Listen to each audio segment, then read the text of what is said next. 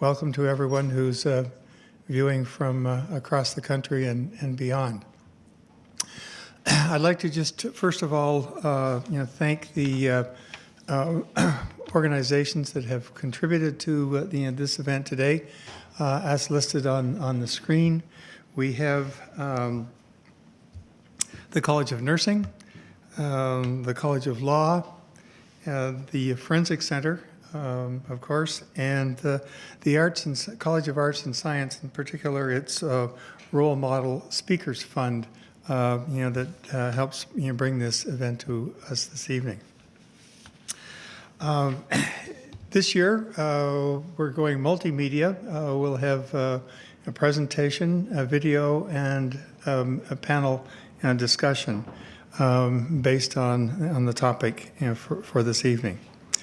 By way of introduction, I'd like to introduce Dr. Patty Laboucaine-Benson, who is a Métis researcher with a PhD in human ecology, focusing on Aboriginal family and community resilience.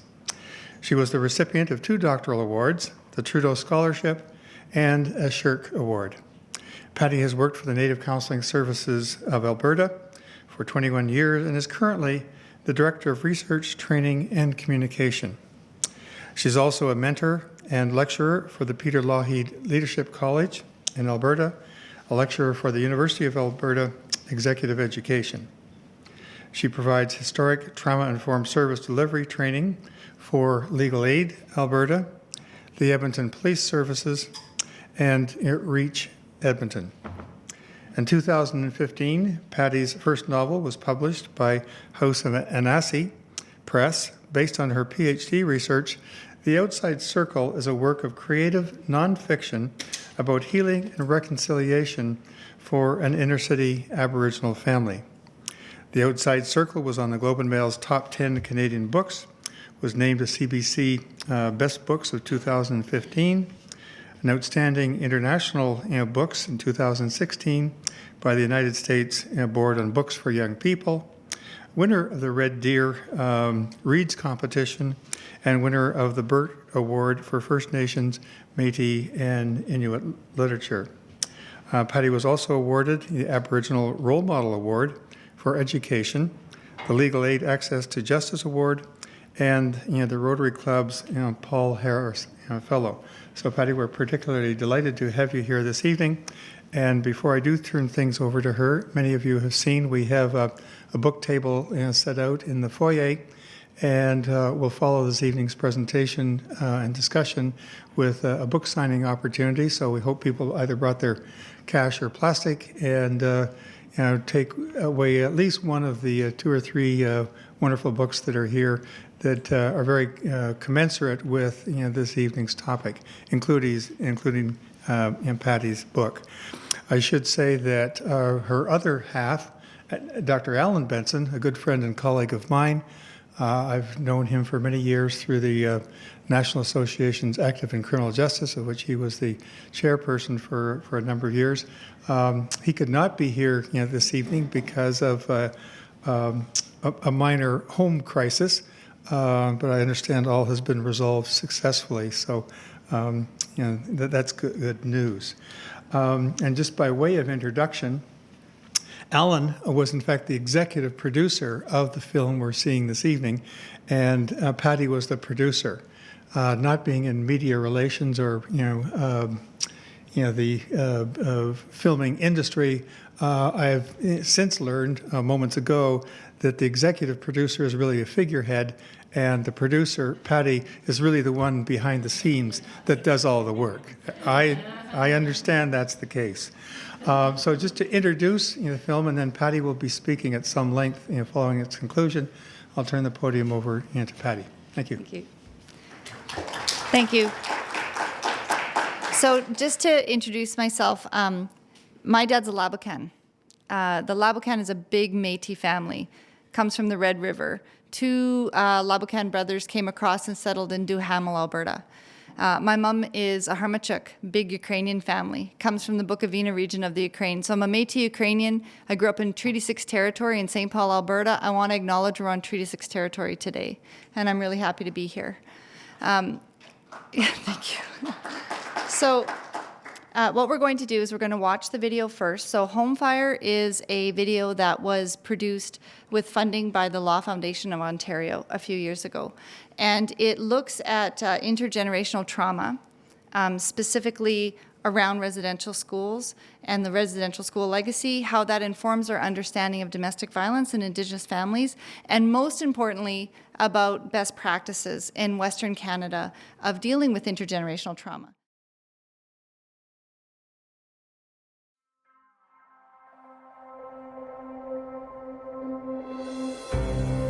Family violence is a critical issue in Aboriginal communities across Canada. This traditional talking circle includes 3 elders, an RCMP member, a child protection advocate, and a Crown prosecutor. Each of these people were asked to speak about family violence and the criminal justice system.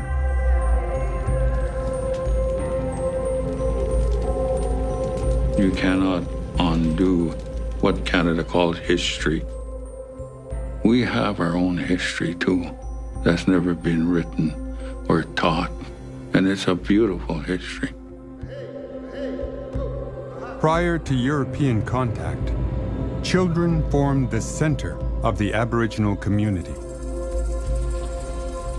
Surrounding those children were the elders who would teach them. Around the elders were the women who tended to the home fire. And it was the men who formed the outside circle. They were the warriors, providers, and protectors of the entire community. I think back of our culture before European contact. Everybody had a role in a family. There was rites of passages for the boys and girls and responsibilities, everything. Such beautiful teachings.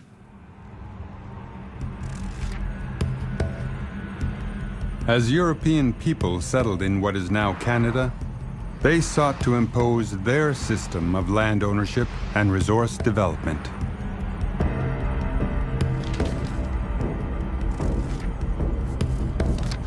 But the Indians were in the way of their relentless march towards civilized settlement of the land.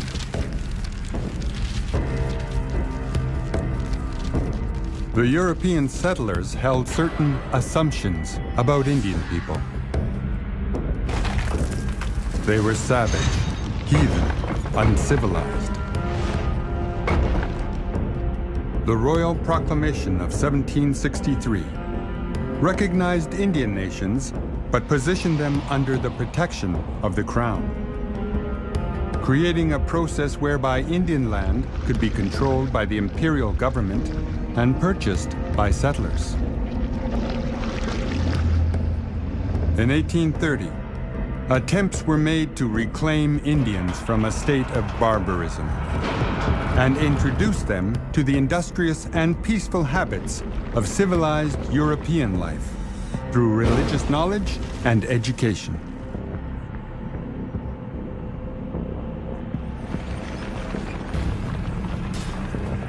The Indian Reserve System was imposed, and tribes were provided houses, barns, churches, and schools. Here's this powerful external force that's armed, that comes in and presumes to impose its understanding and its values. And you look at its track record, and you look at the history of colonization and the destruction of community through those very institutions, and it cannot succeed. In 1842, the Bagot Commission conducted a 2-year review of reserve conditions. It concluded that Indian communities were only in a half-civilized state. Another commission in 1856 concluded that any hope of raising the Indians as a body to the social and political level of their white neighbors is yet a glimmering and distant spark. It was concluded that the policy of civilization needed more drastic measures. In 1857, the Gradual Civilization Act was passed so that Indian men could become free from the status of being an Indian, awarded 50 acres of land, and become a full British subject. In 1867, the Constitution Act gave legislative authority over Indians and their lands to the federal parliament. In 1876, the Indian Act was passed, moving forward an explicit agenda of assimilation of Indian people into Canadian society. That agenda was accelerated into high gear with the establishment of the residential school system.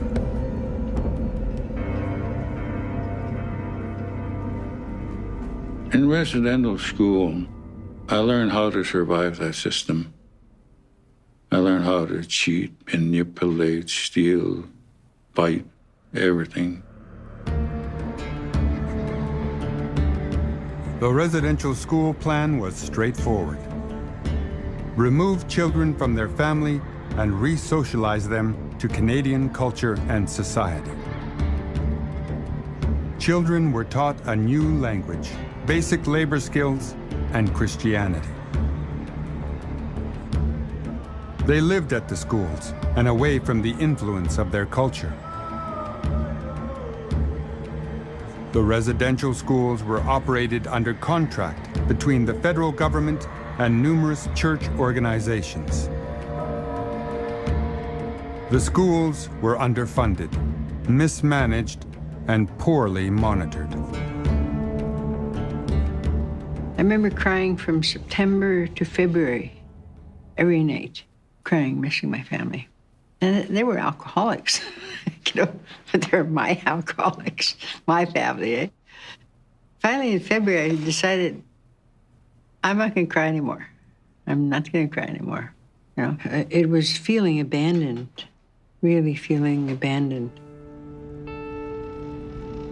Children were punished for speaking Indian languages. Their hair was cut, and each child assigned a uniform and number. Many children were physically and sexually abused.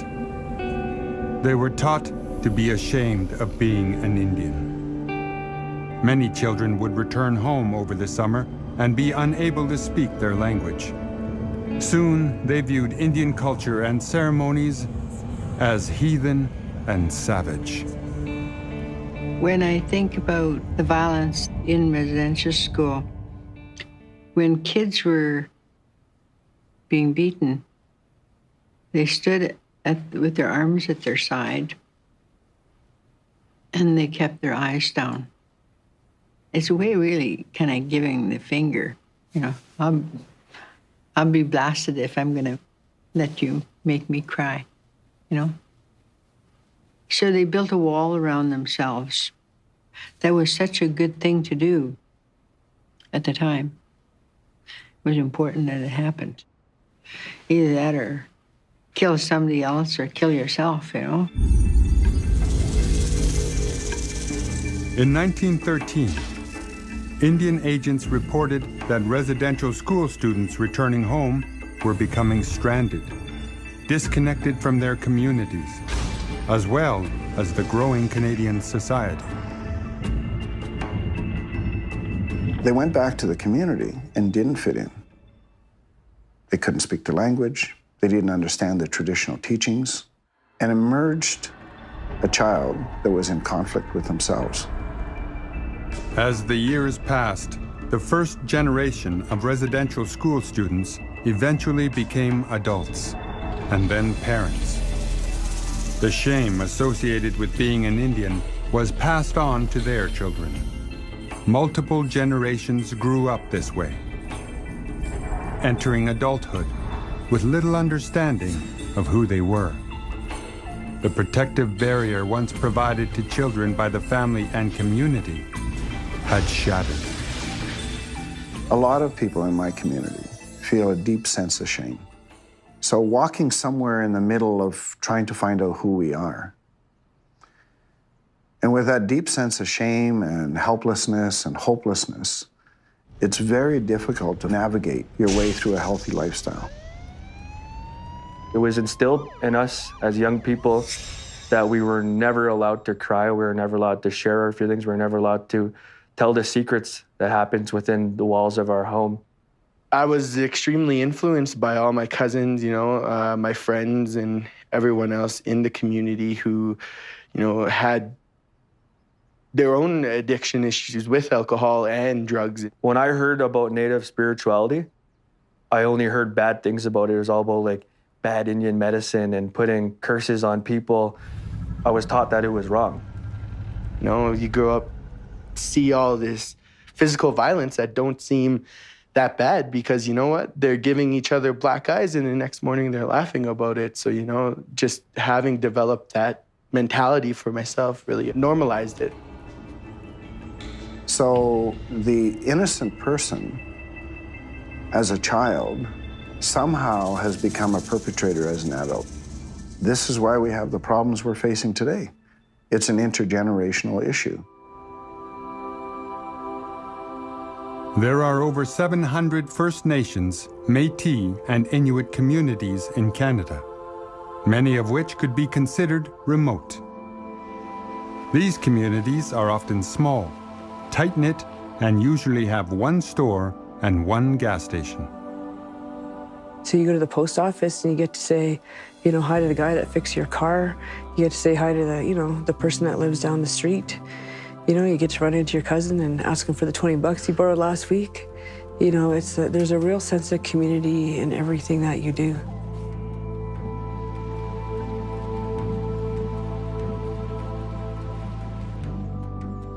Like this glass house, everybody knows everybody. Everybody knows what's going on. Could you imagine being a grandfather like my dad is right now and like how my grandfather was, taking that right away from him to go and teach his grandchildren?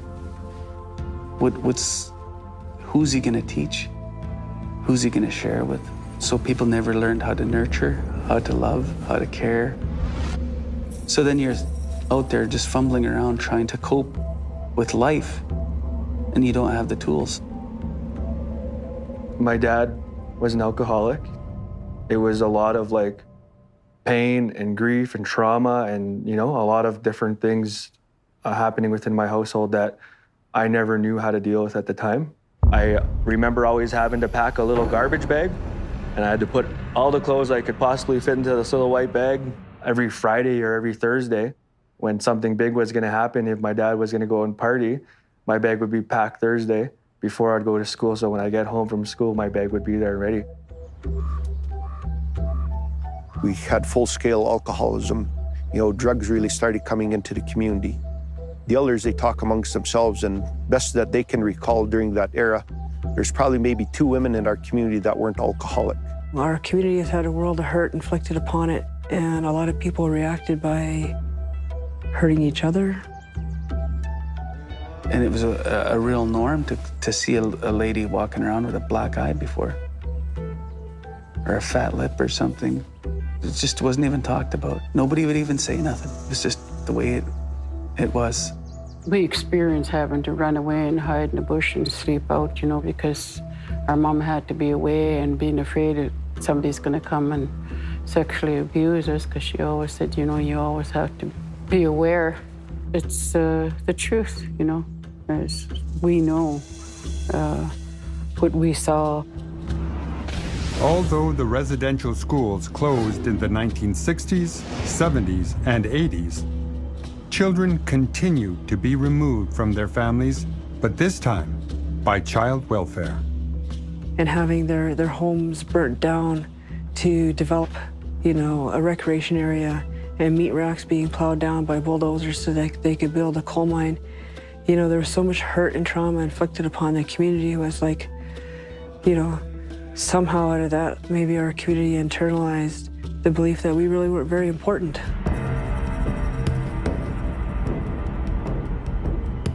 With no traditional ceremonies to heal the layers of trauma, the despair stays bottled up inside. As the powerless seek power. The shamed become angry. The anger explodes into rage. Power becomes control through violence, taken from those closest, the family. Things got really hard. I had witnessed my mom have a suicide attempt before when I was in grade 4. So, yeah, I attempted to commit suicide, and at the age of 14, of course, under the influence of alcohol, I said, there's no way I'm ever going to live through that again, because my mom was running to the room to take the pills. So I beat her to it, and I grabbed all the pills I can, and I took them. My brother was like freaking out, and he's on the phone with the ambulance, and they're telling him not to let me sleep. And my brother's like trying his best to keep me awake. And like, I guess I could say that's a moment that I actually knew that my brother actually like cared for me and loved me, I guess. I think we've gotten very good. Someone calls 911 and there is a crisis response and it happens. But we forgot how to prevent that crisis from happening in the first place.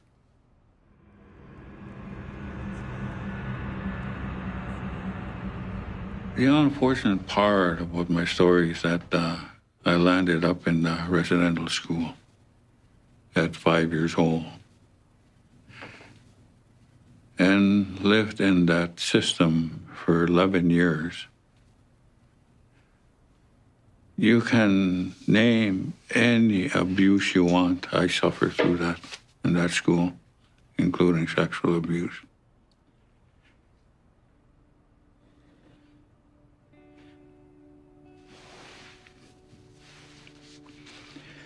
Difficult to talk about a lot of these things. But the reason I talk about that is that a lot of times we're told, that forget about residential school. It's history. It's been over with. Get over it. You'll never get over it.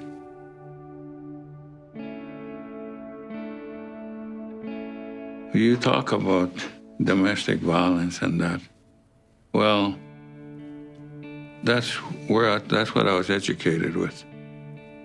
And that's what I brought into a relationship. All that violence and hate and anger I went through in that residential school, that's exactly what I brought onto my relationship. And I hate myself for it. Because I hurt the one that I love the most. George, your openness and your tears are very moving and very important. And what it puts me in mind of is how the just call it the Western European or the white man's justice system approaches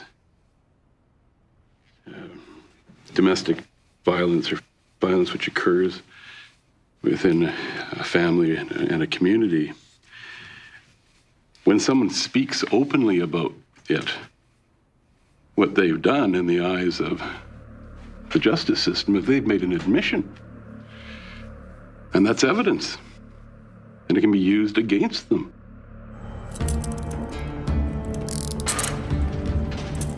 It's a cold, very analytical process where the facts are analyzed. We're expected to proceed, to prosecute. If it was the dad, the mom and the kids had to struggle financially. The breadwinner was gone off to jail, no support. They weren't getting any sort of counseling. The dad was labeled the bad guy, thrown in jail for a while. Supposedly, he was supposed to pay his debt to society. They had to go away, and they sort of just disappeared from the community. So many times, we go back to the same houses. We deal with the same people day after day. We come in to help clean up the pieces. We're focused on making the arrest. We're focused on prosecuting the bad guy. The concept of just taking people, throw them in the clink, okay, yeah, we've made the community safe. Well, they got to be released. If they don't receive any healing there, we know for a fact that they're only being made to become worse, right? Then we turn around and release them on the streets and we say, yeah, we did a good job. Well, guess what? All hell's about to break loose, right?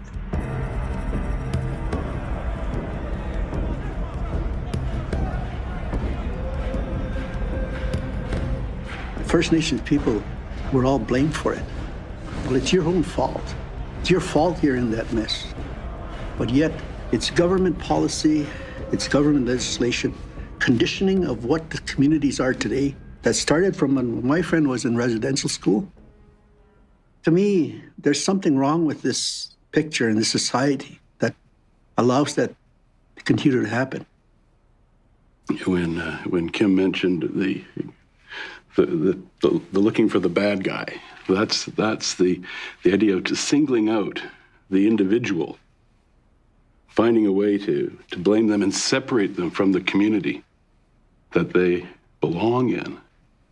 That's not justice which brings the community together. That's not justice which achieves healing.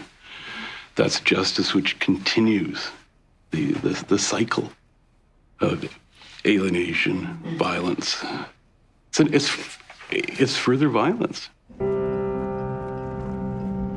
The challenge that we've been under is that we actually, through our justice system, encourage conflict through divorce, separation, restraining orders, peace bonds. So we have all of these laws and processes in place to separate people. What we don't have is a full understanding of who we're dealing with.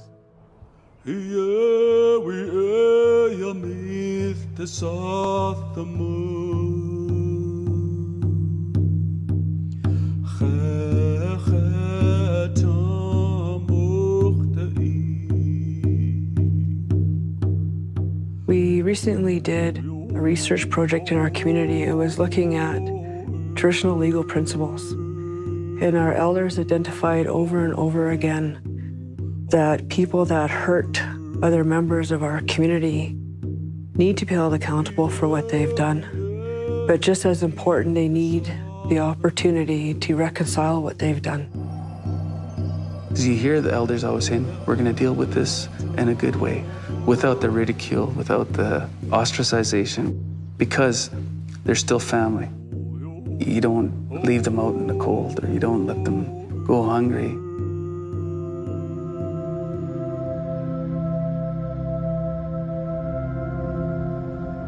In the late 60s and early 70s, there was a movement that started. Part of that movement was because there was a lot of criticism, a lot of media attention, a lot of shame around drunken Indians. Aboriginal leaders started to think about, what do we need to do to restore the health of our communities?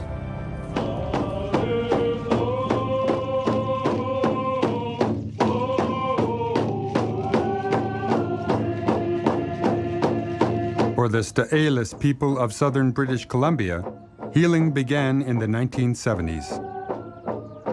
At that time, you know, it was really noticeable in our community that our men were not fulfilling their roles as speakers, as leaders. Our men had to learn how to speak again and take their rightful role.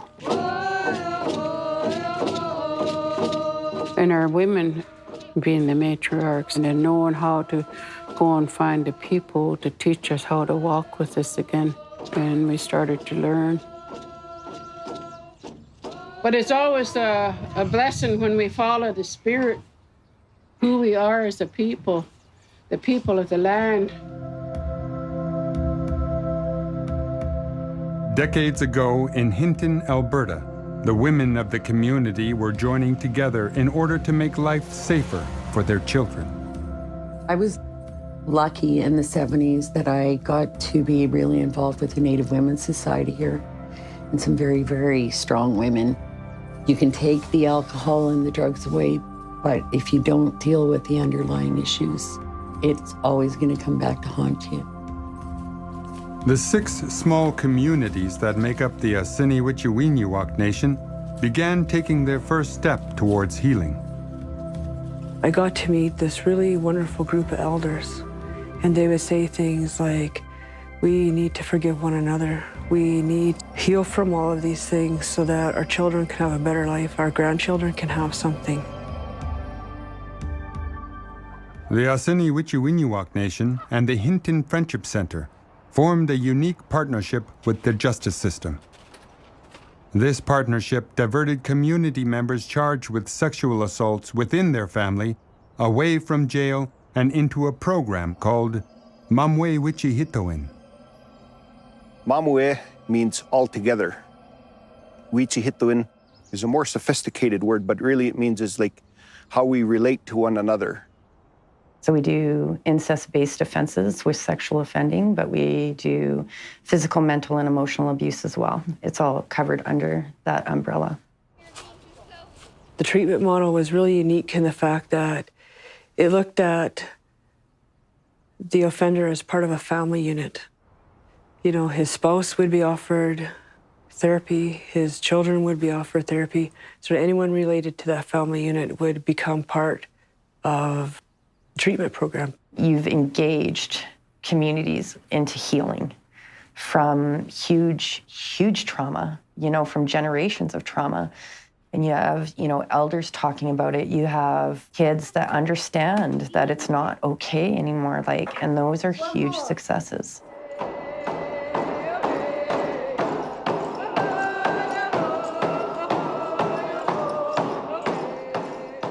For the Sta'elis community, healing means reclaiming their teachings, stories, and songs.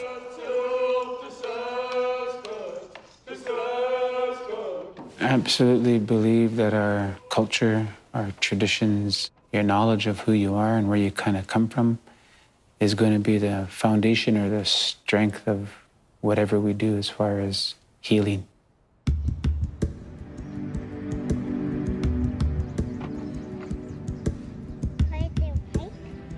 The Sta'elis community has developed a number of programs that deal with historic trauma. One of those programs is called Talalam, a house for families at risk of having their children taken away and put into the child welfare system. The family stays together in the house while working on their issues. The straight translation for Talalam is the home, the house. And the family comes in and they come in as a unit. It's not just the healing or fixing of that one part, it's the healing and the fixing of the whole family unit, the whole circle. And in every house, they have these tables where when there's any kind of business, people are called to the table. The secret ingredient of Talalam was the community connectedness, because as Khwalmukh people, Native people, we never stand alone. We rely on one another, and you're stronger when you're a big family. And sometimes it means a whole lot more work, but that's our culture. So in the late 60s, early 70s, Native Counseling Services of Alberta, like many other new organizations, decided to take on these issues, started to advocate for elders and spirituality within our correctional programs, and eventually got involved in running our own institution. So through that, we started to address historic trauma through what we call In Search of Your Warrior. So when we talk about implementing restorative practices from a traditional perspective in Canada today, there's this view that it's almost a get-out-of-jail-free card, that there's an easy way if you go the Aboriginal way to dealing with crime. The easy way is to take someone out of the community and put them in a federal correctional system. If we look at a restorative process, that's harder than any jail time. It's hard when you have to look back at your life all the way to childhood and say, what happened to me? That's hard work. Emotionally, spiritually, mentally, when you have to sit with your victim, your family, your community, your elders, and talk about what happened to you, that's a tough journey. Recently, Native Counseling Services of Alberta's Warrior program was adapted for youth and called Tapwe Warrior. Tapwe is a Cree term meaning the truth. I got accepted to do the first Warrior program. I didn't know what to expect or anything about the program. I wanted a 3-week vacation. I heard about journals, I heard about sweetgrass, I heard about, just Aboriginal culture, and it's something I've never learned about. So we got involved with Native Counseling Services of Alberta, but they provided us with training and allowed us and created a space for us to share stories. It was a scary time because it was the first time I've ever opened up to anyone. I didn't even have any idea on how to heal. One of the biggest things that had an impact on me is the family tree. When you do the family tree, there's a legend that comes with it. And this one was like alcohol abuse, drug abuse, substance abuse, divorce, death, separation, family violence. And like each one's a different color, a different line. And I was like, these guys must be crazy. They think I'm gonna like share this about my family. I filled it in. Mine almost looked like a rainbow. Like, it was a shocker to me. It's just like, boom, this is why you are the way you are. Knowledge is power, and when you give people information about family violence and trauma, they can start to see how that plays out in their own community. It starts to break down the denial. It starts to break down, some of those barriers. So the question we have to ask ourselves within Canada, do we want to continue to spend the hundreds of millions and billions of dollars on the Aboriginal problem? Child welfare, policing, corrections, justice? We need to rethink how we invest in our communities and community building, community healing. That's what we did with the Tapwe Warriors. Because we've created healthy young leaders that are able to shape the future. I definitely found my inner warrior and healed myself from the inside out. And I feel like that played a significant role in where I am now and where I want to be. I'm now having a child of my own. I'm going to be a father for the first time. And I'm just grateful that I'm given the opportunity to get them exposed to different things that I was never exposed to when I was a kid. We're all very, unique people. We're all, our own individuals, and we all have a story behind us. I went to youth conferences as a kid. I never thought I would be the guy on the stage. I never thought I would be the person telling these kids that, it's all right, like, you're not alone. We had our 10-year anniversary here last year for the program. And it was magical because there were people who got up and talked about the program. And what a difference it made in their lives and their families. Is that baby Louie? Yeah, baby Louie. I thought, this is what we worked for.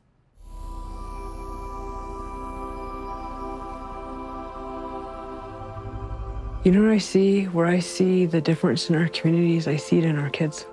And they're just happy.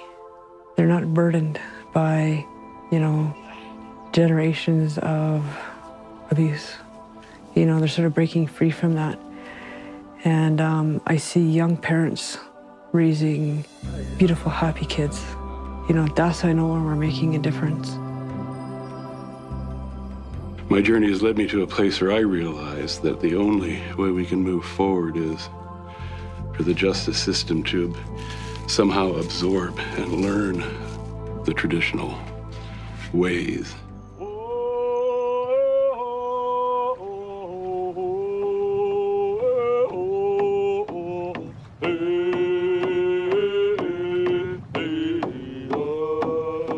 My grandfather described it before he had passed. He said, "Son, it's time to share our beliefs and our laws." And for far too long, our people, our elders, because of all of the dark era, the suppression, the being punished, being put into residential schools, they kind of hid those things away. and stop telling some of the real history on the land and the stories. So he said, son, it's time to share.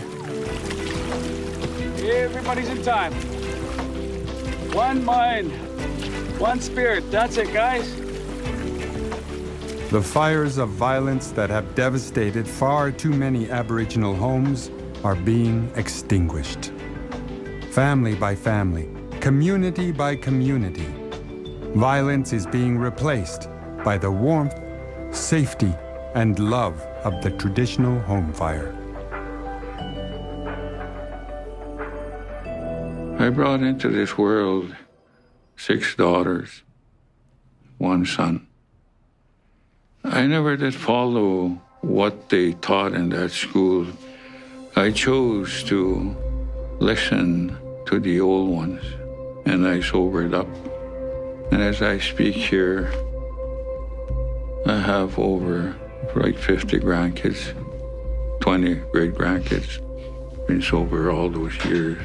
But one thing I'm grateful for, as I sit here today talking, that I am still with my wife. You know, that I'm really grateful for, that she stood by me all these times. It takes a wonderful person to ever stand up to abuse like that, and to still stay with you. Hey, hey.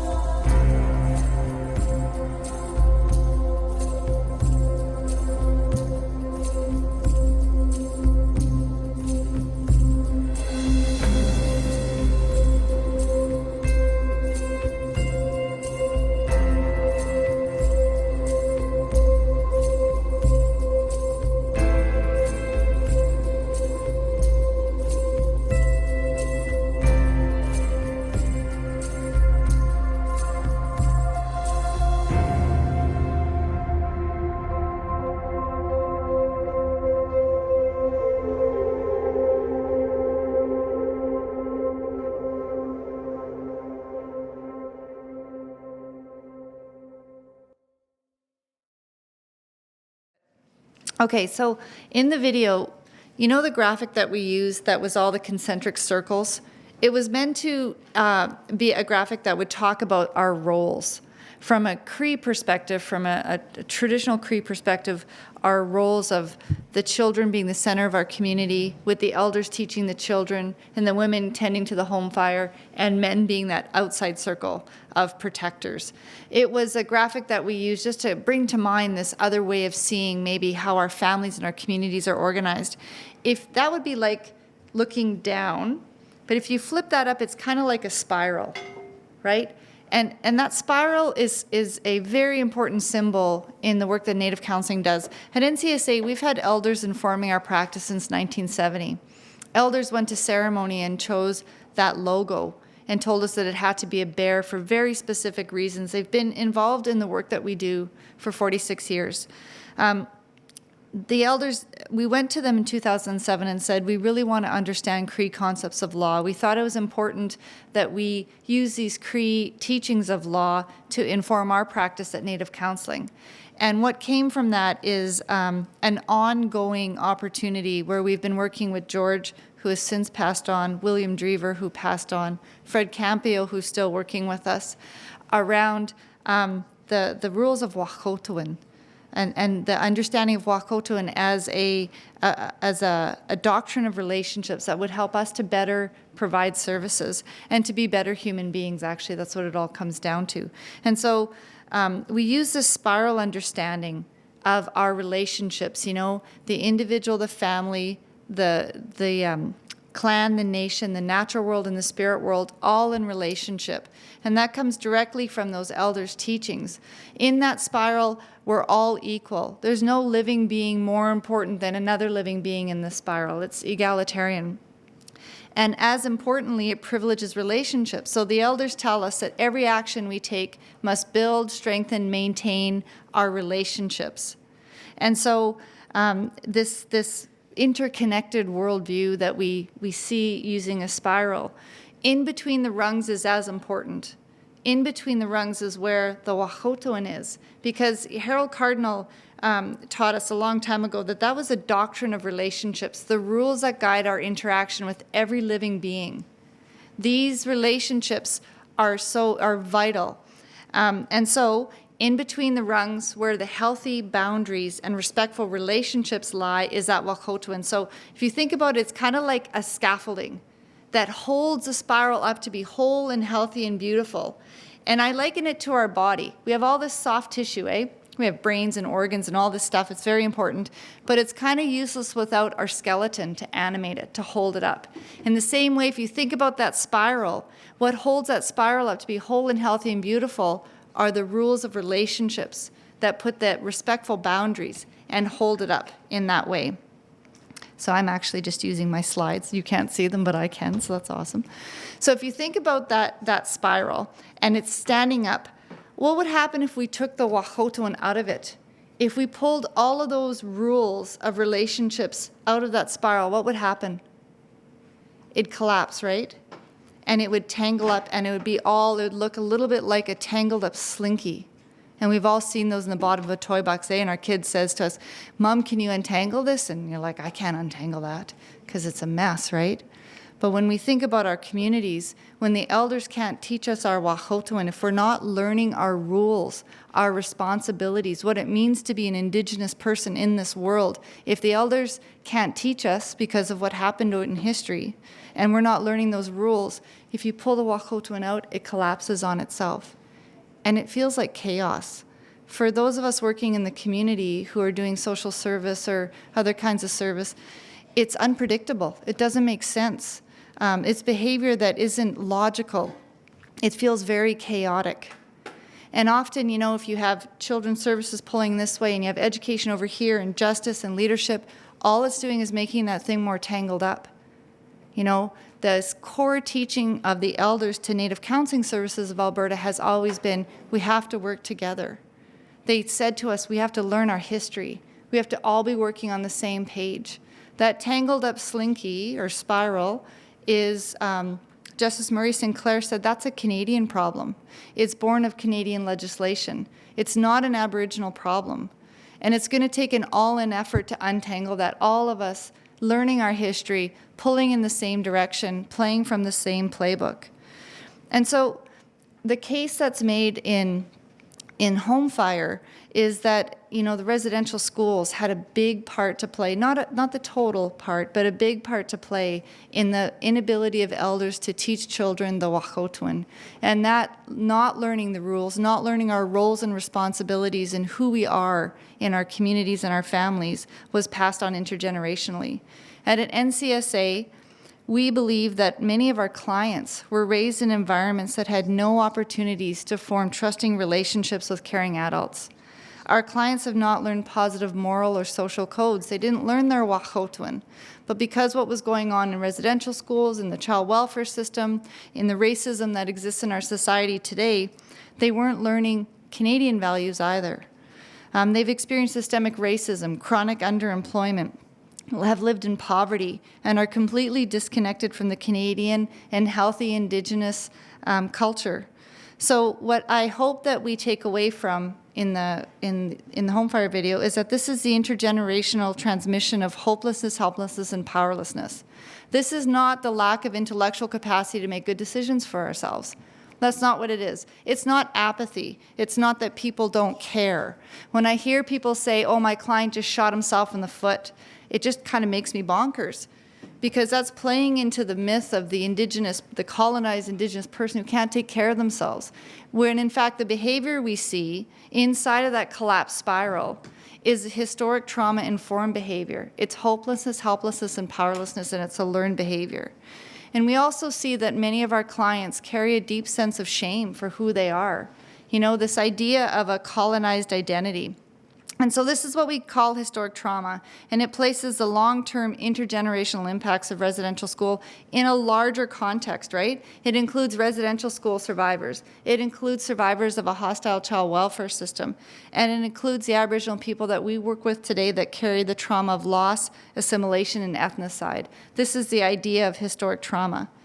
And so, you know, very specifically, we have looked at Native Counseling Services at the Enfranchisement Act, the Civilization Act, and the Indian Act as a part of this civilizing mission. And when we analyze the actual content of these acts, what comes to mind is that this country was founded, our laws are founded on the belief that everything European is superior. And by default, that the Indigenous culture, spirituality, genetics, intellect is inferior. These ideas are still embodied in Canadian law today. We still have the Indian Act. It's still an assimilation policy. When we talk about reconciliation, from our perspective, what we're talking about is, what's that? I'm good. I'm just going to go for it now. Yeah. So I gave up on that. I'm off on. So what we're talking about is that it's a very personal process. Every single Canadian, Indigenous and non-Indigenous, we need to unpack the ideas that we've heard just from growing up in this country. For example, who here in their schooling, K to 12, heard anything about Indigenous history in school? I didn't. Well, a little bit, maybe a little bit. It depended. Some people had teachers who wanted to teach it, but it certainly wasn't part of our curriculum. I did an undergrad degree at the University of Alberta, a master's degree in family practice and ecology at the University of Alberta. It wasn't until I did my PhD in an independent study that I learned about our history. This is what has gone on in Canada since contact. There has been a willful non-teaching, non-sharing, non-understanding of our history. And so it leaves us confused about what's going on today. I just feel like there's a spirit in the room that's just having fun with me right now. And so what that has done is this idea of the inferior Indigenous identity has provided the moral justification for colonization, number one. But in our clients, what we've seen is that there is something called a colonized identity, because it's not just non-Indigenous people who believe that there's this, that everything Indigenous is inferior. A lot of our clients believe it too. They're very ashamed of who they are as Indigenous people. Many of them won't even identify at the beginning. This idea of a colonized identity means that people were left to feel neither part of Canadian society nor comfortable with who they were as Indigenous people. And so the other thing that we see is that we have people, clients who come to us who are deeply afraid of anybody with any perceived authority over them. So in this, at the time of the residential schools, when the RCMP came for the children, the old people would say, go run and hide in the bush. That when the RCMP came to their door, they were absolutely powerless. There was nothing they could do to protect their children. And after the first generation, these old people knew what was going to happen in the schools. They were survivors. They already knew, and they were powerless to protect their children. And so at the time of the 60s scoop, in the 60s when child welfare came to take the children, when they knocked on the door, the old people would say, go run and hide in the bush. Because again, they were powerless to protect their children. There was nothing that they could do to keep their kids and their family. All they could say is hide in the bush. I have a lot of friends who spent a lot of time hiding in the bush from child welfare for days.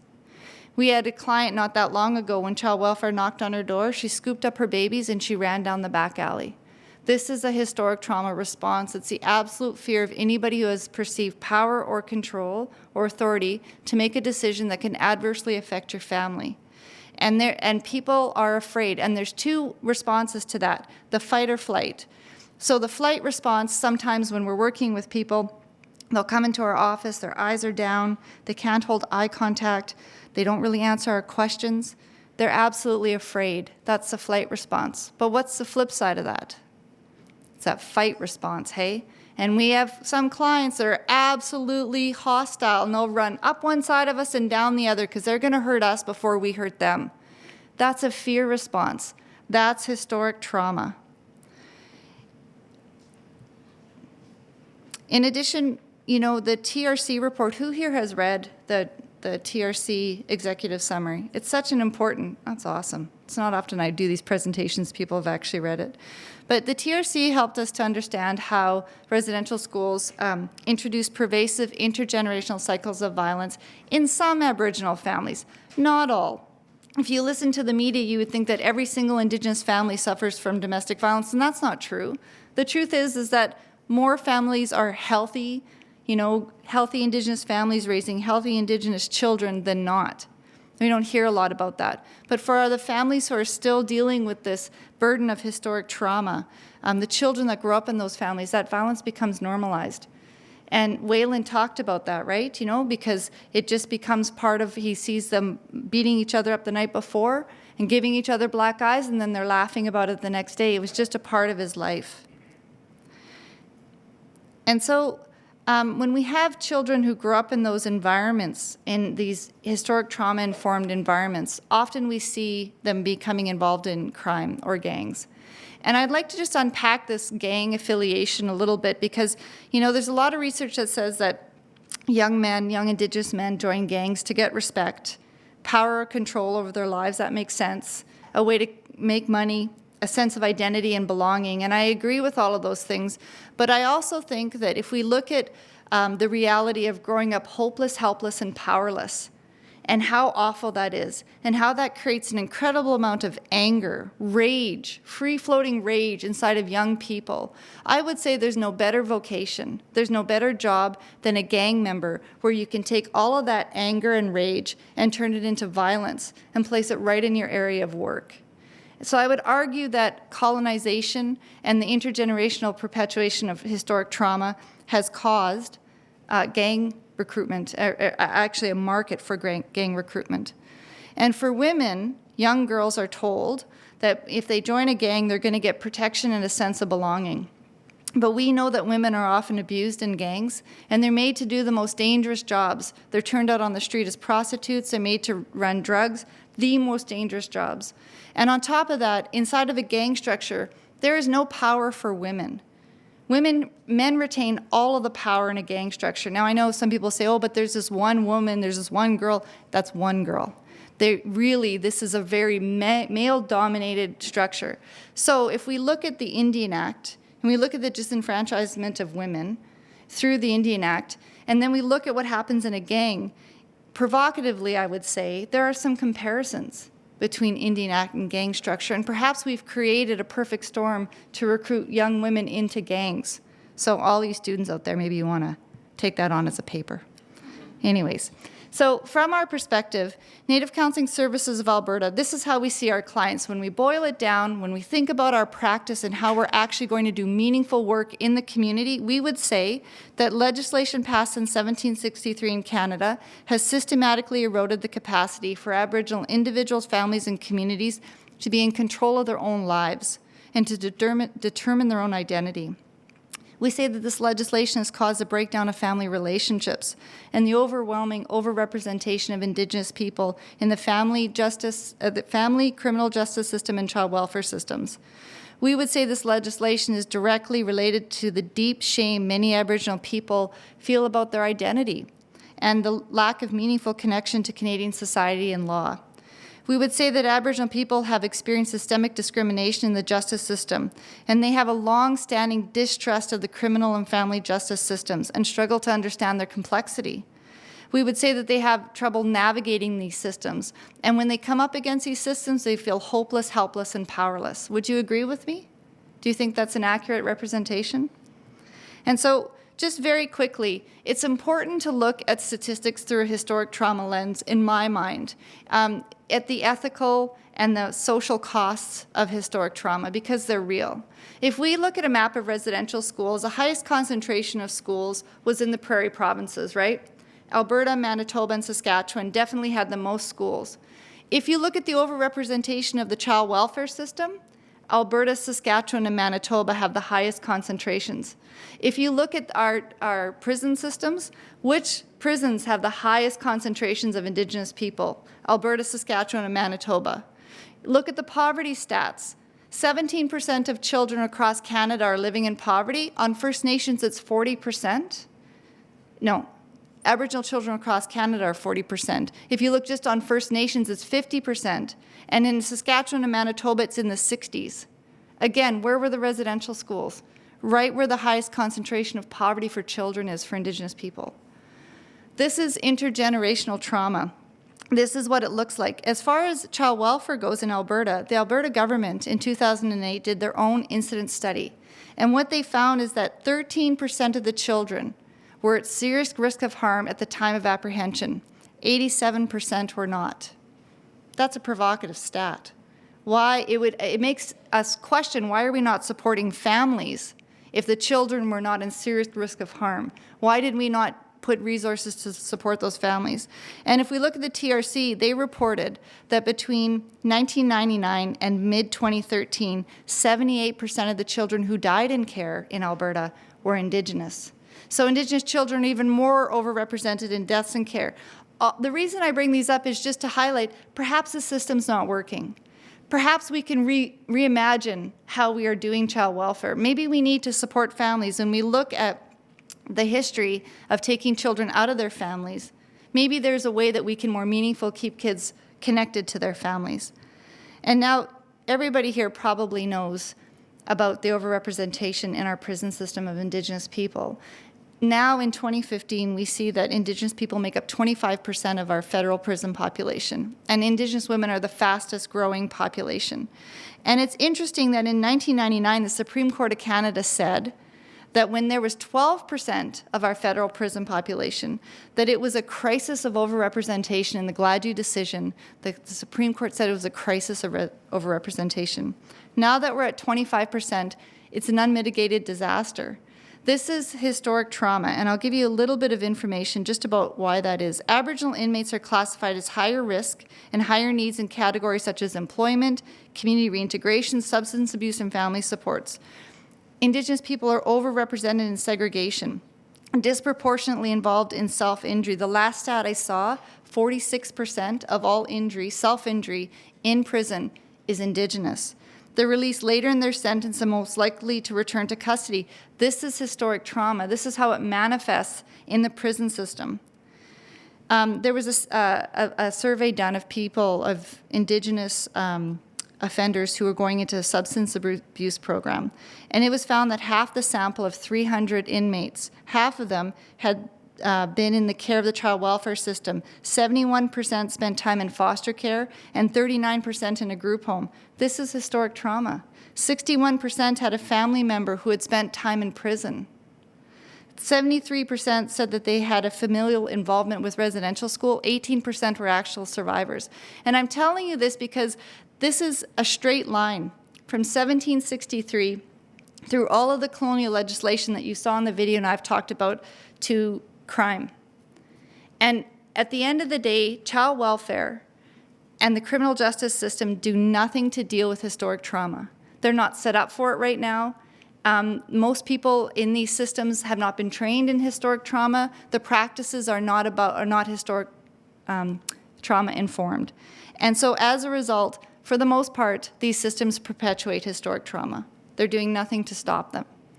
And so we ask ourselves the amount of money, and Alan said it on the video, the amount of money that's invested in families, in the child welfare system and apprehension, and in putting people in jail is perpetuating historic trauma. What money are we putting towards actually dealing with the issue? Very little, because billions are being spent in these systems. And so I want to end on the positive, though, because when we consider this spiral and we consider this collapse spiral, at NCSA, we have 3 principles that we work from in dealing with historic trauma. First of all, we help our clients to reclaim their interconnected worldview with the rules of the relationships. And those elders' teachings have been so important. We bring elders into our practice to teach the rules and responsibilities.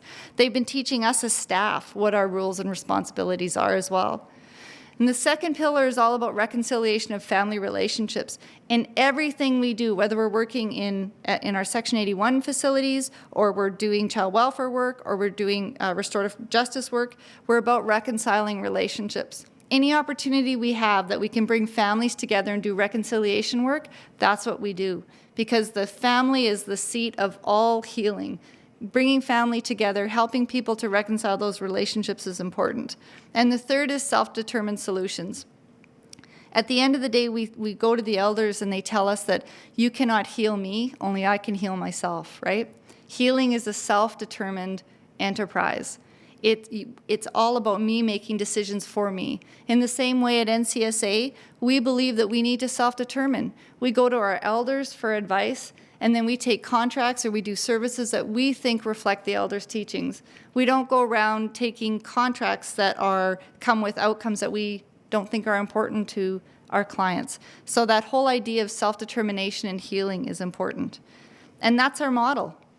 Our whole practice is about pulling that spiral back up, whether that's internally with our staff, assisting our staff to do that in their own family, or with our clients.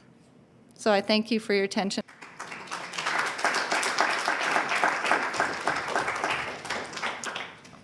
Thank you very much, Patty. I'd like now to introduce our speakers from your right to left, or discussants. Leanne Palmer has been working in the child welfare and youth justice fields for the last 20 years. Leanne began her career with a Child and Family Service Agency in her home community of Beardy's and Okimeswa First Nations. She later moved to the Ministry of Social Services and then spent 12 years with the Ministry of Justice working with youth offenders. Throughout her career, Leanne has been a strong advocate for children and youth. Thus, it is fitting that she is currently the program manager for the Advocacy and Public Education with the Saskatchewan Advocate for Children and Youth Office. This office promotes children's rights and giving children and youth a voice. Leanne and her colleagues encourage child-serving systems to keep children and youth at the forefront in their planning and to be creative to meet their unique needs.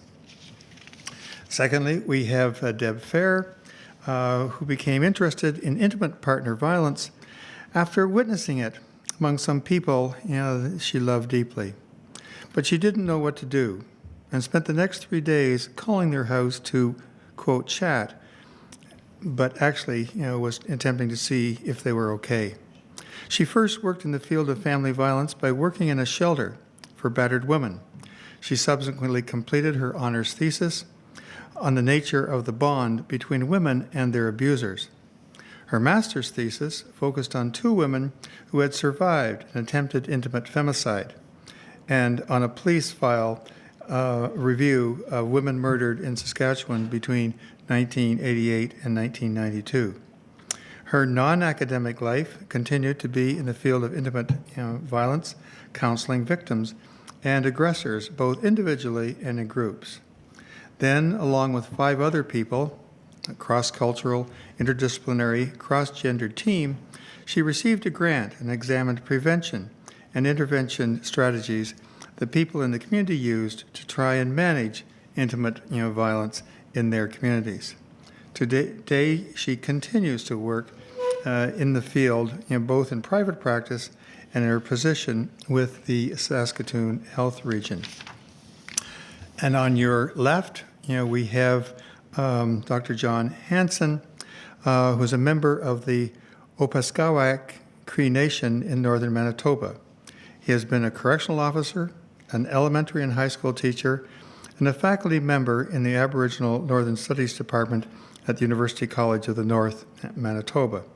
He is currently an assistant professor in the Sociology Department at the University of Saskatchewan, and his research and teaching specializations are in the fields of restorative justice, Indigenous justice, crime and society, focusing on Indigenous knowledge and ways of healing. He now lives in Saskatoon and writes on Indigenous topics. So we'll just go in that order, and we've asked prior to this get-together to have our panelists consider and talk about whatever this presentation stimulated in their own minds. Leanne? Well, first of all, thank you for inviting me here to participate on this panel. And sorry. And I have to commend Patty and your counterparts for the video. What an accurate depiction of the situation, and the graphics used, very powerful. And I can say that we wholeheartedly agree with all of the messages that have been presented in that video. I extend our regrets from Corey Soup, who is our Saskatchewan advocate for children and youth. And he just started in this role on November 1st and is our first Indigenous advocate in the province. So he had another commitment tonight, so that's why he couldn't be here. But he definitely wanted to be here. Definitely our office supports and actively promotes the same messages that are highlighted or were highlighted in the video. Prevention, the need to strengthen families and communities by dealing with the underlying issues, the need to empower First Nations to have full authority over the services and the supports needed for the people in their communities to strengthen their communities, and transformation of our systems, especially the child welfare and the justice systems. The First Nations perspective definitely needs to be incorporated, and we need to be leaning on those leadership from those communities to provide their input and insights into moving forward. And so we come from the rights, the child's rights perspective on the matter, and so some of our foundational documents that we use in our practices are the United Nations Convention on the Rights of the Child, the Saskatchewan Child and Youth First Principles, and the Touchstones of Hope for Indigenous Children and Families. And so by incorporating I won't get into depth about all of those documents, but definitely it gives us another angle when we're advocating for families and for children and youth, that we say this is what these families need to heal and move forward, but it's also something they have a right to. And so for the Touchstones of Hope, they provide guidelines for reconciliation and child welfare, but they have some strong themes and messages that can be used in all other sectors and fields of work. The Touchstones speak about having to educate each other on the past harms and moving forward and working together to move forward. They speak about First Nations people being in the best position to make decisions that impact on their children, the need to respect culture, to respect language, and to embed those in all of the policies that the governments and leaderships are making, that a holistic approach needs to be used, and that First Nation families should not receive inferior services. And as you saw in the video, all of these same messages were provided in the video. And so next week will be 25 years that Canada has signed off on the United Nations Convention on the Rights of the Child. And yet we still don't have those rights embedded to much of our legislation. And so it's time that governments start living up to their commitments under that convention. And we come from the belief that our children are our future, right? And so we need to really start investing in them and investing in families to give them more opportunities and better outcomes. And so we saw in the video, one of the comments in the video is that we're really good at responding to crisis, but not necessarily preventing the situation. And that's one of our foundations, is prevention, right? Start investing and putting money at the forefront into our children. And so if we give them a better start to life, then they'll have better outcomes going forward. And so unfortunately, many of the systems that we have in place, like our child welfare system, is that families don't get the supports that they need until they're in absolute crisis. And then the usual response is children get apprehended and then they're brought into foster care. As much as we know the policies are there and to support families, and that's what we often will, when we're helping families navigate the systems, it's to ensure that those supports are being provided to the families first, and that bringing them into care is a last resort. And if they are in care, then ensuring that supports are being provided so that they can quickly be reunited with their families. And so we need to prioritize keeping families together. And as we saw in the videos, there are so many programs out there that do focus on providing the supports and giving the treatments to the whole family and working with the family as a whole. But we need to expand those programs. And so that's where we speak about investing in families and really expanding those types of programs. And so to benefit more families, right? Of course, we have a few in Saskatchewan and there's wait lists to get in and that kind of thing. But if that was our norm and our usual practice, then we could definitely benefit more families. But coming from a proactive and preventative philosophy is really, instead of reactive, is really going to be of value and benefit to our families, and really helping families and parents and caregivers deal with the underlying issues that they're facing, the trauma, the poverty, the addictions, mental health, all of those things which are drivers of our child welfare and our youth and our justice systems.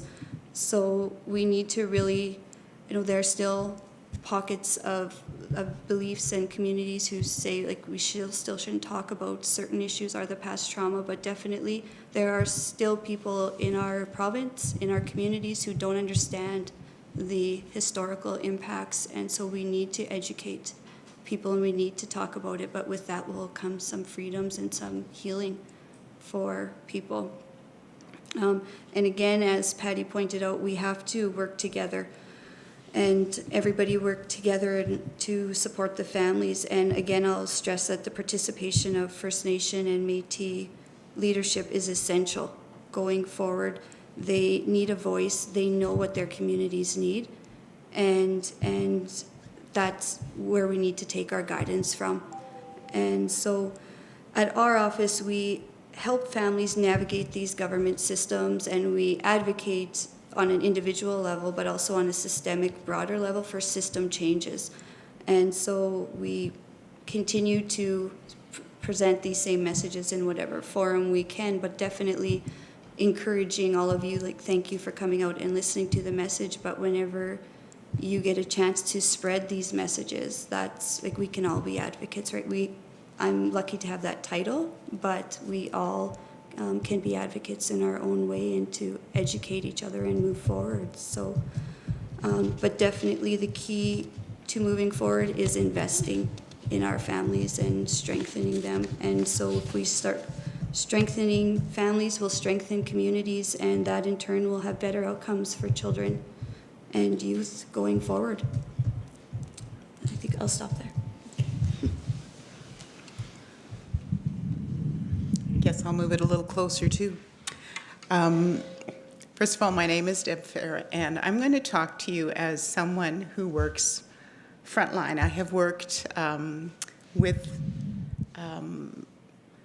the people that you were talking about in your video, the people in the circles, people who were physically, sexually, emotionally abused, traumatized by the systems that you're advocating for.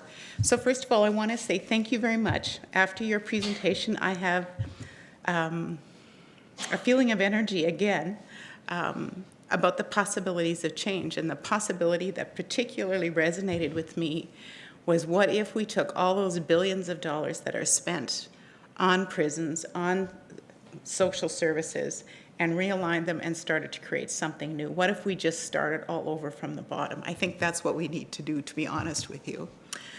I've been in the field for 33 years. I've hung in there, and the work itself is what inspires me. The people are what inspires me.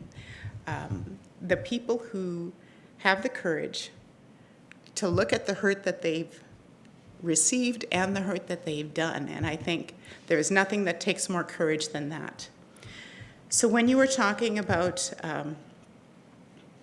the steps for healing, the processes, and all the parts that play into the trauma for people, I was very, what resonated with me is something that we call in psychology, because I am a psychologist, is the whole practice of something we call narrative therapy.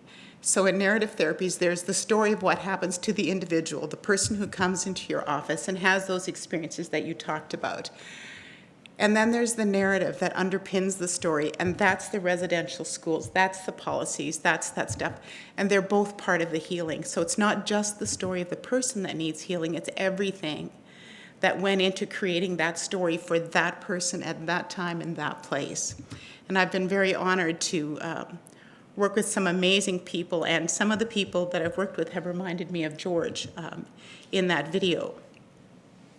But basically in 2005, the community in Saskatoon got together and created the domestic violent court treatment option, in part to try and answer some of these needs. But I can see where it fell so short.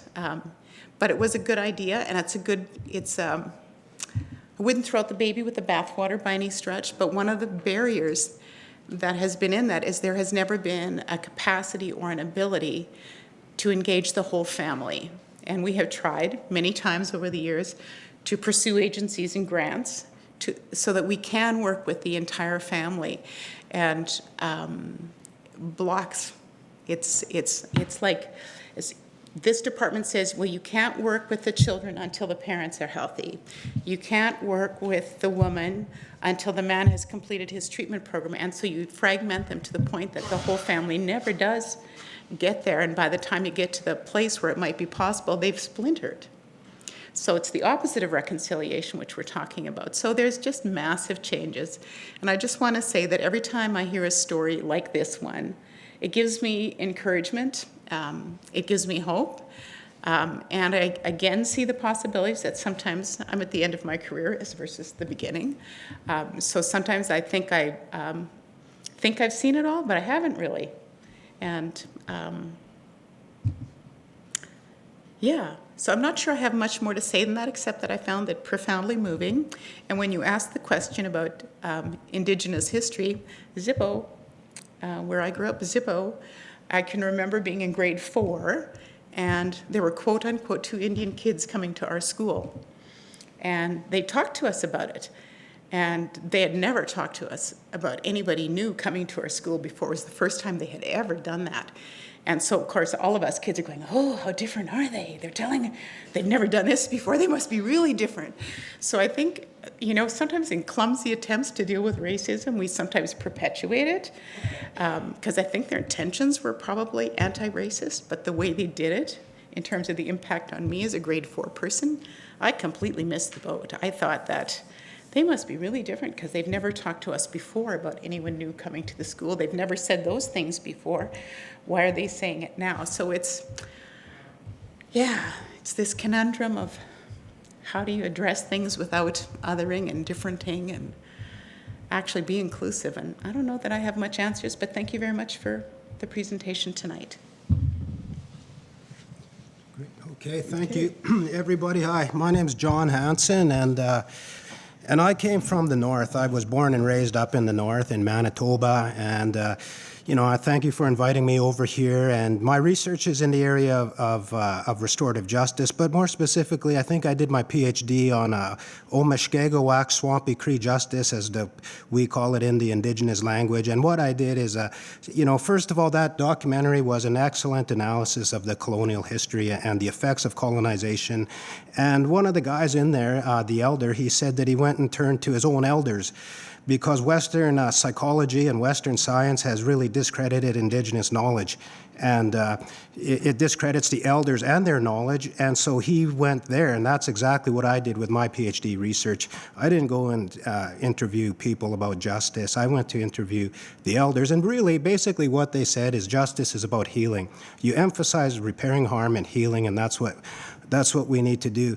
So nowadays, there's a lot of racism, but there's very little racist, According to, we see a lot of this institutionalized racism, overrepresentation of Indigenous peoples in the criminal justice system as incarcerated people, and yet there's a lack of Indigenous employees in the criminal justice system, So this is institutionalized racism. The residential schools was institutionalized racism, and such racism has been continuously reproduced to the present day. So I do a lot of research on justice, crime, addictions recovery, a lot of stuff that has happened historically, residential schools, that's what I do. I think my best research that I did, though, is from the elders. I mean, I would turn to the elders and I gave them tobacco, I asked them for advice, and I wanted them to tell me how justice was accomplished in the past. And basically, they told me that you have a responsibility to repair their harm. They said there is no punishment because the Creator looks after the punishment. It's very spiritual. So what you have to do is repair the harm. And basically, if somebody continued with their bad behavior, they would just be banished. But the community always welcomed them back once they healed and once they changed. And so that's where I did my research with. And so, you know, nowadays there's a lot of racism, and Indigenous kids are being stereotyped and discriminated against, and even academics are being discriminated against. There's a lack of Indigenous academics, you know, throughout universities, but they're trying to recruit more and more. So it's very ingrained, and, you know, nobody wants to be called a racist, and calling somebody a racist is very offensive and insulting, you know. So really, according to Blount in his analysis of historical colonization, he says, we switched from biological racism after World War II. You know, after people wanted to distance themselves from the Nazi Holocaust and what was going on there, they needed a new theory which was just as effective, and it's called cultural racism. So now, instead of biological racism, believing in the natural inferiority or the superiority of Western Europeans over everybody else, you just say that these people are not up to par on culture. And so they lack in cultural development, and it has the same effect as biological racism. So you have a lot of disparities there. And so anyway, where I'm coming from is more of a tribal perspective, or some would call it a Marxist perspective. Put money into social programs. You know, more and more money into social programs, and you're not gonna, according to Marxism, that's the way to control crime, is not by hiring more police, but by helping people to help themselves. And so really, that's what the elders say. You have to give people opportunities and give them the chance to help them develop and heal themselves, and everybody has a responsibility. And, you know, in terms of these restorative justice programs, I've done a lot of research on them. Some of them are really good. They have really good positive effects, and some of them are a complete disaster. When they're done properly, people come away feeling very good, very satisfied. But when they're done improperly, people come away just feeling negative, and they just feel like they were re-victimized and nobody likes it. And so they always have to be based on healing and repairing harm. And so, you know, there is a debate about these restorative justice, but one thing is since the growing rates of these restorative justice programs have come out, you've seen the prison population continue to increase. The Gladue report, the same thing. Since that has come out, it has not had a dramatic effect of reducing incarceration rates of Indigenous peoples. So it's very systemic, and you know, it's still going on. So colonization continues to happen and occur in the present day, and you know, that's what my research is about. And, you know, because I'm an Indigenous people, I could feel it. I mean, I'm actually quite, I do what people say is what you're not supposed to do, is to have an emotional attachment to your research, but how else, why else would you want to do the research unless you don't feel good about it, you know? You have to motivate yourself, and if you don't have no attachment to it, how are you going to do it, you know? So, you know, I'm very much about using a whole holistic model and everything.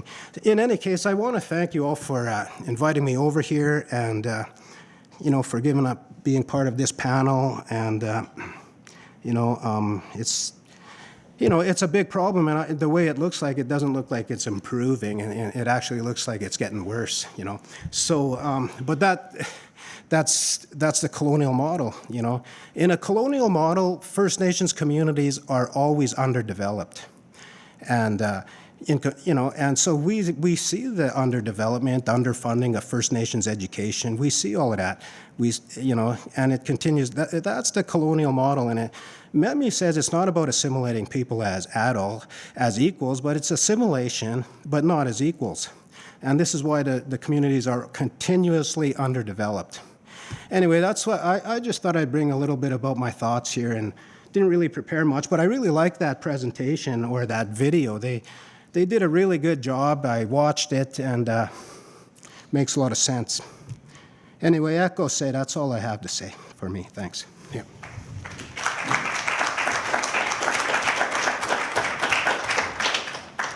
Thank you, panel. And I'll invite Patty to join us back here on the stage.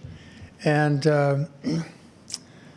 we'll just open things up unless any of our discussants or Patty have any comments to make about the comments of our discussants. We'll open things up and we'll ask at the same time we have a portable mic for questions or comments from the audience this evening.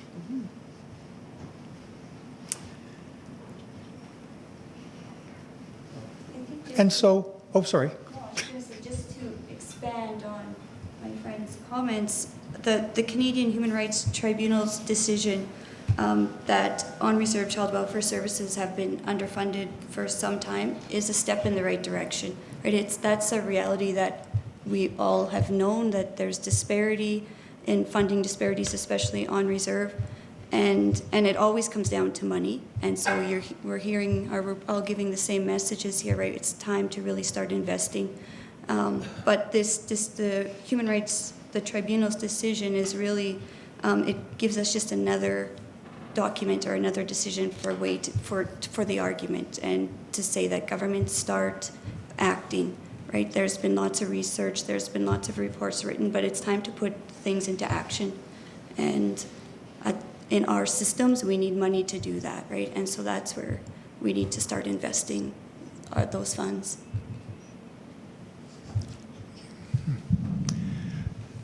I did one comment that occurs to me, and to some extent it follows on John's remarks, particularly about colonization in this particular country. And I don't mean to deflect any responsibility from our country and our government, but I happen to know that Patty and Alan are just back from Australia, and that's in fact the reason why we had this public forum so late in the semester. But I'm curious to know, Patty, and I understand you ran the video to colleagues there. Similarities, differences, or the reaction of our Aussies down under to your message? So actually, Alan went, and I wound up staying home because we have a 15-year-old, and he apparently has to go to school. I don't understand it, but apparently he has to go be in class. But anyways, but truly the Australian reaction to home fire was very similar and really quite emotional. There are so many parallels between the Australian Aboriginal experience and the Canadian Indigenous experience, for sure. And some of the community members who saw it, so there were elders in the group, there were Indigenous people who work for Aboriginal affairs, as well as non-Indigenous people. And one of the people in the audience stood up and said to Alan, I was so angry that you showed this at the beginning, like when it first started, because it was so real. And we got a little bit of that at the beginning too, about exposing dirty laundry. That this, some of this stuff it's hard to talk about, it's hard to see, and especially for people who have this experience within their own families, right? And this is a story that's unfolding in their own lives.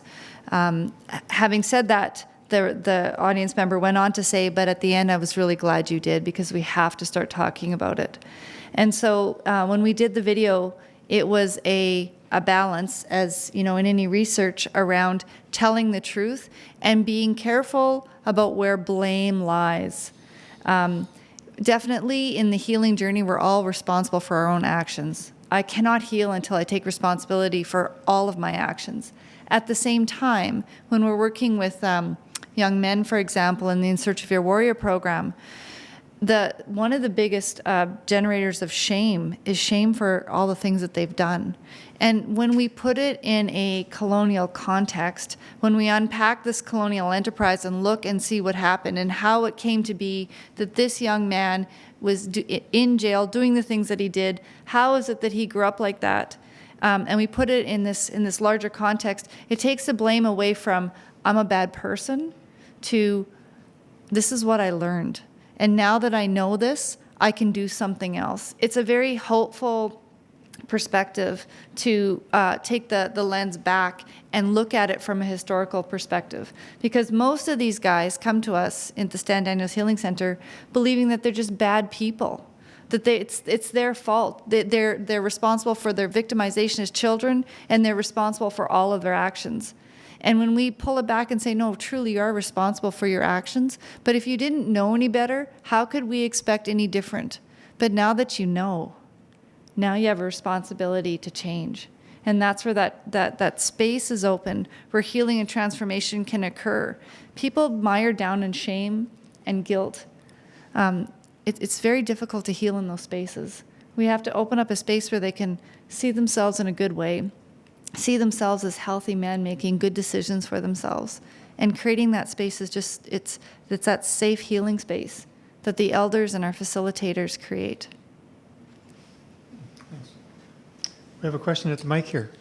Yeah, I'm a volunteer at the Willow Cree Healing Lodge in Duck Lake. My name's Raymond Blanchard.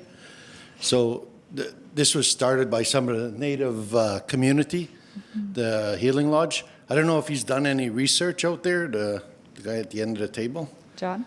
But they do have some programs out there teaching about the family lives and different things. I haven't sat in on any of the programs.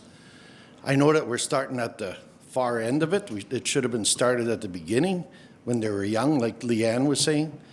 We're working on different things, and we've always wanted the provincial government to be involved in that. But it seems like it's left up to the federal government. And the Healing Lodge, I think it's got a good proportion of it going for itself. I'm not saying it's perfect, but I know at Willow Cree we're pretty proud of that. We're on a volunteer committee that's Canada-wide, so it's this fever when we go to the mic and talk about it. Generally, they're coming to see us after and say, "What are you guys doing out there?" Because it sounds like pretty positive. I mean, it's pretty in depth. So I invite anybody out there that's interested in coming to the Healing Lodge to learn about that, because it's definitely powerful. They have elders and all that there, yeah. Yeah, I've heard a lot of really positive things about the Healing Lodge, and the folks over there, you guys are doing a great job over there from what I hear. I do some research, and a lot of people that go there, they actually have really positive effects. The only thing about this is they don't have enough of them. And that's the thing. You have so many Indigenous, and this is, how many beds you got, 40? 80? We got 80 now. 80 beds? We've probably got about 50 people in. Okay. We were just talking about that on the way up here. Yeah. We want to see it fuller. Yeah. We're working on one right now with the federal government. We had just had one of the senior people go up to Northern Ontario in Thunder Bay, where we want to try to get a Healing Lodge going there. But when I was talking to the person up there, he said they want it connected with the young people, not just the Healing Lodge. Yeah. The start from the youth and move up. We're not sure, when that's going to happen. We've got some starting on it now, so hopefully she comes along. It is true that the Healing Lodges in the Correctional Service of Canada, and there's, I think, 4 that are run by CSC. And then there's, within the CCRA, a piece of legislation, it allows for what's known as a Section 81 facility. And there are 5 of those across Canada. Native Counseling runs the Stan Daniels Healing Center for men, and the only Section 81 facility for women, which is the Buffalo Sage Wellness Center. And actually, our director at Stan Daniels just came to visit you guys at Willow Cree a couple of days ago, and they were so excited about your facility and how beautiful it was. It's really interesting because the Healing Lodges and the Section 81 facilities by far have the best outcomes across Canada, the best reintegration outcomes, successful reintegration for really difficult cases that go through them. But what was started 15 years ago in opening these lodges up was stopped for 10 years in the Harper government. And now we're just starting to see maybe an interest in opening more Section 81s and healing lodges again. And clearly this is the best model for reintegration. It's not the best model for punishment. It's not the best model for tough on crime, and that's why this other government walked away from it. But if we want to look at successful reintegration outcomes, if we want to look at men and women that are coming out of jail, not going back to jail, not only not committing crimes, but being employed, going back as healthier individuals, being better family members, better brothers, sons, fathers, daughters, mothers, definitely the Healing Lodge model works. And Canadians have to get our heads wrapped around it.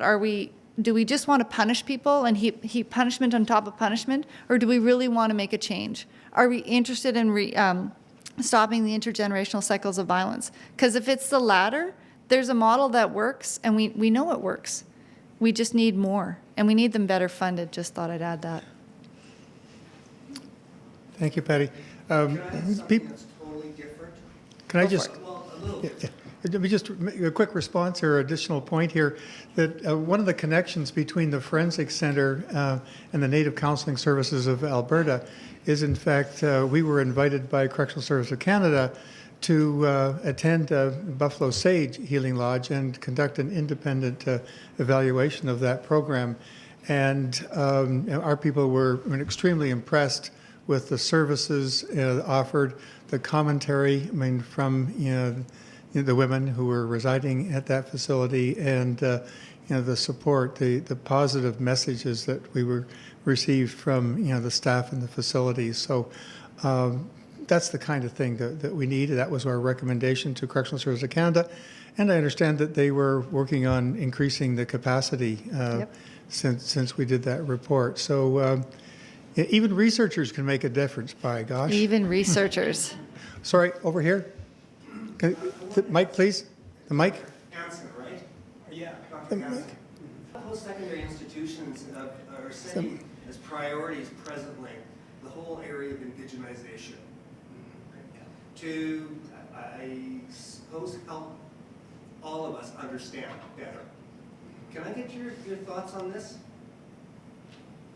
Well, I think I'm in full support of this indigenization, but it's kind of complex because one part of it is to bring in Indigenous perspectives into the university, Indigenous curriculum, hiring of more Indigenous scholars, as well as the non-Indigenous scholars, that they start to become more developed with Indigenous research. So it includes everybody. It's not just only for Indigenous peoples. And really, when I went to school up in Thompson, Manitoba, I really didn't go to high school. After grade 8, I just didn't bother going because I just didn't feel like it was a safe place for me to go to school. So I didn't go to school. I went back when I was 18. But there was no content of Indigenous content in the schools. Went back as a mature student when I was 18 and I graduated. Then I took Native Studies at Brandon University, and I taught. There was a lot of Native history in there. It was excellent. I went to First Nations University. I did a master's here, PhD at U of R. Actually when... I think it's really important to get Indigenous knowledge and Indigenous perspectives into the scholarship, because actually I remember doing my PhD, and there were people who absolutely knew nothing really about Indigenous justice, but they were on my committee, and the comments that they made were just I think it really is needed for professors, especially if you're doing this kind of research. So I think indigenization is a good thing, but people are still having a lot of discussion of what this indigenization is. So I think my view is really to bring in this Indigenous knowledge, Indigenous experience, Indigenous and it includes the non-Indigenous community as well. So I think, I always see these signs, and I've gone to some of these meetings, but I haven't been to all of them. I've gone to the odd one, because we get busy, hey? So I'm not sure if I answered your question, but, I just kind of, And I understand about the treatment programs. Yeah. But, I got the sense from your earlier sharings that, you talked about biological discrimination and cultural discrimination and whether or not you think that sort of indigenization within post-secondary institutions can also contribute positively. Oh, to yes, change. yes. Well, see, that's the cultural discrimination. It occurs when you have standardized testing, all of these kinds of tests for students to get into the university, and those are all culturally biased in favor of the dominant group. So indigenization, there's other ways of knowing, there's other ways of evaluating students, there's other ways of testing, rather than just these standardized tests for, that are in favor of the dominant group. And this is one reason why there's disparities in education, is because of those kinds of institutionalized tests, which really, it contributes to inequality and, educational disparities. And so indigenization is bringing in other ways of knowing, really, is what I'm thinking of. Mm-hmm. Yeah. Thank you. Yeah. Anything further? Comments? Okay, well, thank you very much. Patty, if you'd just wander over here for a second. We get,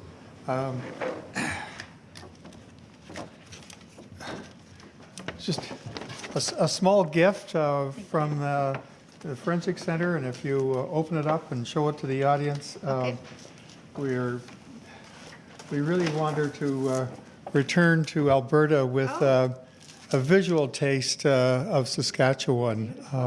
So you take that back to Wild Rose Country and put it You're in. infiltrating? We're infiltrating, yes. Okay. Let's do. Thank you very much.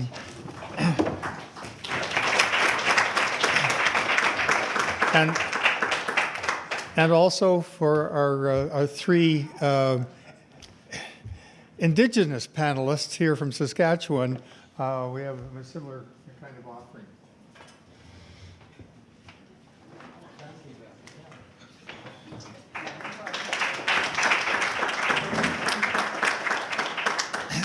So one last thing, I'll remind people that we have a desk set up in the foyer for a book signing and purchase. If you've been inspired by the presentation this evening, and I know and we all have been, encourage you to continue your studies on these sorts of issues as they're reflected in the books that are here this evening. So thanks very much, and we'll see everyone a year from now for our next public forum. Thank you.